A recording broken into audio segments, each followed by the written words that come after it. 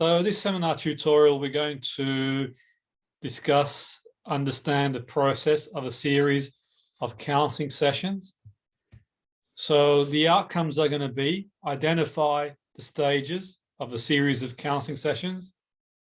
We're going to discuss the beginning of a series of counseling sessions, the middle sessions, including reviews, the ending of a series of sessions, and we're going to evaluate the importance of an appropriate opening for a series of sessions and explain the purpose and importance of a working agreement for a series of sessions.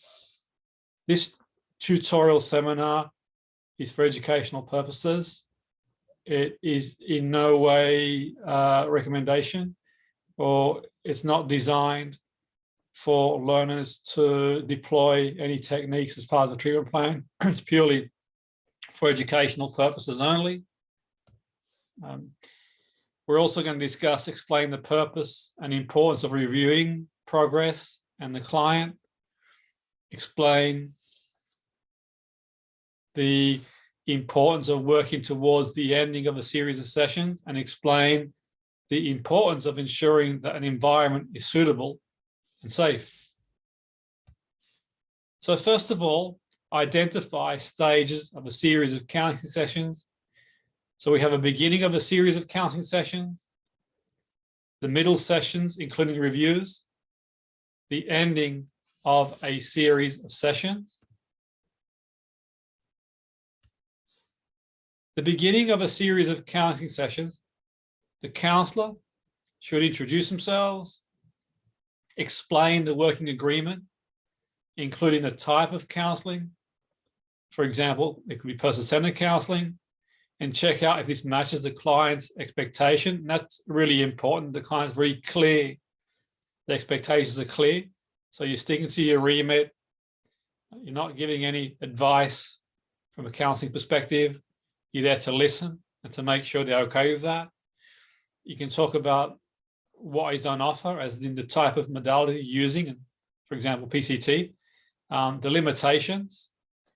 You could discuss what your remit is, whether you're a trainee, or you could also go into detail in terms of you not there to give advice, listen. Time boundaries as well, so how long the sessions go for example, 50 minutes. And you talk about in the beginning of a series of counseling sessions, the ethical boundaries in line with professional code of conduct you're adhering to, and legalities too. So at the beginning of a series of counseling sessions, you talk about your remit, what your remit is as a counselor, or what your sort of remit is. Make that really, really clear. And is the type of counseling you're offering right for the clients? Explain confidentiality and any limitation to confidentiality. Like, for example, from a safeguarding and child protection point of view, self-harm to themselves or others, drug trafficking, money laundering, Terrorism Data Protection Act. Also mention obviously how information is stored and who will access information in line with the Data Protection Act. At the beginning of a series of counseling sessions, we want to be clear on our boundaries and durations of the sessions. For example, 50 minutes. You want to be clear about the length of sessions, so limit 6 to 10 sessions. Responsibility of the client in relation to timekeeping and attendance, any disability access and cancellation and lateness. Environmental factors, take that in consideration in the beginning, and reasonable adjustments in line with the organizational policies and procedures. A contract between the client and counselor should be agreed at the beginning of a series of counseling sessions, and that can be referred to any point during a series of counseling sessions. The middle sessions, including reviews, the client and counselor's therapeutic relationship will create a therapeutic alliance in the middle. The middle sessions comprise of the counselor's approach, for example, if the counselor is using person-centered, and focus on whatever the client has chosen to bring on the day. The counselor does not offer any advice or guidance and is encouraged to explore the internal world and find their own solutions. The client can explore their own internal world. So the client attending counseling session with a person-centered approach will be encouraged to bring their own issues to the session. The counselling is led by the client and not directed by the counsellor. For example, Carl Rogers suggested, given the right conditions, a person can reach their full potential and become their true self, which he termed self-actualization. The actualization process, according to Rogers, is innate and accessible to everyone. Ways in which individuals perceive themselves continuously has a big influence in how people feel about themselves. So the middle session and reviews, other things that we sort of spoke about before we can do in terms of the technical side. So you work to your remit, to your competence, but skills such as attentiveness and rapport building, active listening, including minimal encourages and managing silence, empathic listening, including reflecting and mirroring, effective questioning, paraphrasing and summarizing, focusing and challenging, reflecting and on the counselling skills process and immediacy, awareness of boundaries, including referrals, working at an appropriate pace, and checking understanding with client, working with diversity as it impacts the session. The counselling or counsellors who practice, for example, Carl Rogers PCT, according to Rogers, it was believed that the 6 conditions, free conditions that were coined later on, not by Rogers himself, but the free conditions that the sort of counsellor would offer is congruence, empathy, and unconditional regard. And you can look at previous tutorials and videos with more in-depth information on that approach. But the middle and review session is the opportunity to check if the client's making progress. Is it working for the client? Are they benefiting from the counselling? The client's own experience is the most vital factor in the process. So the client has enough knowledge of themselves to set effective and desirable goals for themselves and can make their own decisions and take responsibility for themselves going forward. The middle sessions or review should take place midway through a series of sessions to check the client is benefiting, like we mentioned previously, and allowing the client to see if they're making the progress they want. The ending of a series of sessions should be, the counsellor should use the ending as an opportunity for reflection and discuss with the client how they may manage going forward.